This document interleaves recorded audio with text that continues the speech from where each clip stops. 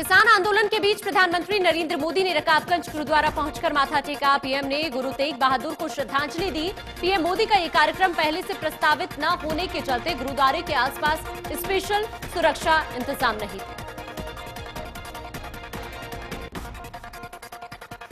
Singhu border पर किसान आंदोलन का आज 25वां दिन। आंदोलन के दौरान कई किसानों की मौत हुई, जिन्हें श्रद्धांजलि दी जा रही है। वहीं बीजेपी के सहयोगी हनुमान बेनीवाल की पार्टी आरएलपी ने 26 दिसंबर को राजस्थान से 2 लाख किसानों के साथ दिल्ली कूच का ऐलान किया। कांग्रेस नेता राहुल गांधी ने किसान आंदोलन के दौरान शहीद किसानों को श्रद्धांजलि देते हुए पोस्टर शेयर किया। इस दौरान उन्होंने ट्विटर पर लिखा कि किसानों का संघर्ष और बलिदान रंग लाएगा।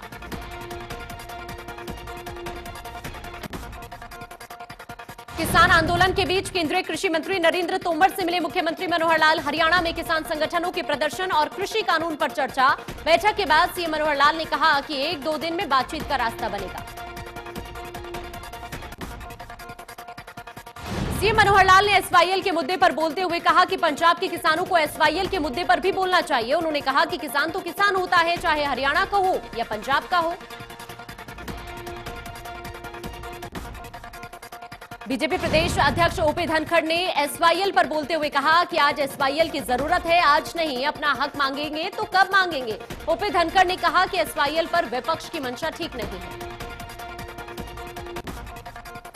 बीजेपी सांसद संजय भाटिया ने कहा कि हरियाणा को उसके हिस्से का एसवाईएल का पानी मिलना ही चाहिए। किसान आंदोलन पर बोलते हुए सांसद ने कहा कि केंद्र सरकार द्वारा किसानों की मांगे मान ली गई है, तो अब धरने पर बैठने का कोई औचित्य नहीं।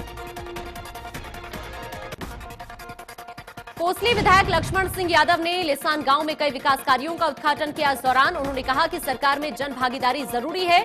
वहीं एमएसपी को लेकर उन्होंने कहा कि पिछली बार सरकार ने कोसली क्षेत्र से 8 लाख टन बाजरे की खरीद की।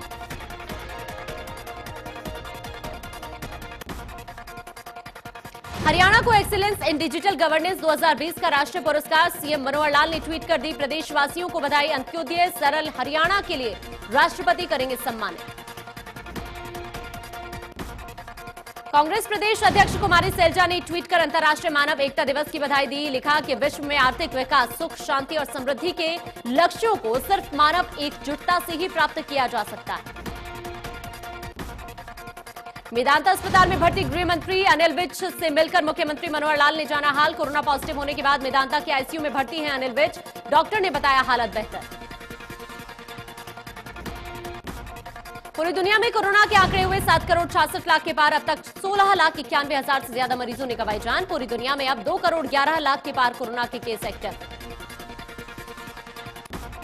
अमेरिका में बढ़ी ठीक होने वालों की तादाद। कुल मरीजों की संख्या हुई 1 करोड़ 80 लाख के पार। अब तक 1 करोड़ 5 लाख से ज्यादा मरीज हुए ठीक। देश में 24 घंटे में 26,834 नए केस मिले। 342 मरीजों की मौत। 1 करोड़ 31 हजार से ज्यादा टोटल केस। 3,03,000 से ज्यादा केस एक्टिव। दिल्ली पर कोरोना का शिकंजा 24 घंटे में सामने आए। 1,139 नए केस। 32 लोगों की हुई मौत। 10,000 से ज्यादा केस एक्टिव। हरियाणा में 590 नए कोरोना संक्रमित केस। प्रदेश में 2,57,000 से ज्यादा कुल संक्रमित केस। 6,000 से ज्यादा मरीजों का चल रहा इलाज। एक दिन में 13 मरीजों की मौत। अंबाला नगर निगम चुनाव में हरियाणा जनचेतना पार्टी की मेयर कैंडिडेट शक्ति रानी शर्मा ने मॉडल टाउन के लक्ष्मी नारायण मंदिर पहुंचकर भगवान का आशीर्वाद लिया। इसके बाद चुनाव प्रचार की शुरुआत की। इस दौरान शक्ति रानी शर्मा को लोगों का भरपूर समर्थन भी मिला। लोगों ने शक्ति रानी शर्मा का जगह जगह स्वागत किया। अंबाला में नगर निगम चुनाव प्रचार के दौरान हरियाणा जनचेतना पार्टी की मेयर कैंडिडेट शक्ति रानी शर्मा से जंडली गांव में 9 साल की मासूम माही ने पार्क और 10वीं कक्षा तक स्कूल की मांग की, जिसको लेकर शक्ति रानी शर्मा ने भरोसा देते हुए कहा कि जीत के बाद आपको ये सब मिलेगा, ये आपका अधिकार है और मैं आपसे वादा करती हूँ।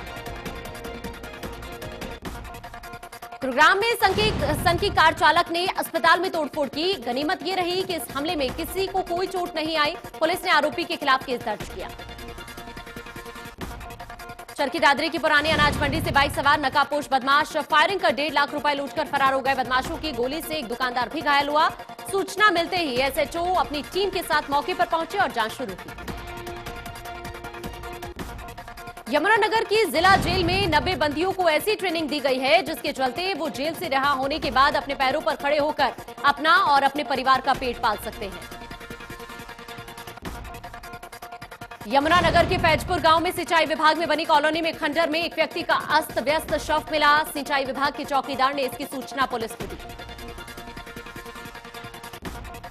डीजीपी मनोज यादव ने दावा किया कि आने वाले दिनों में हरियाणा पुलिस एक मजबूती के तौर पर उनके व्यवहार के साथ साथ थानों सहित दूसरे उपकरणों को भी मजबूत किया जा रहा है, जिससे समय पर पुलिस लोगों की सहायता कर पाए और सही व्यवहार के साथ उनके साथ पेश आ सके।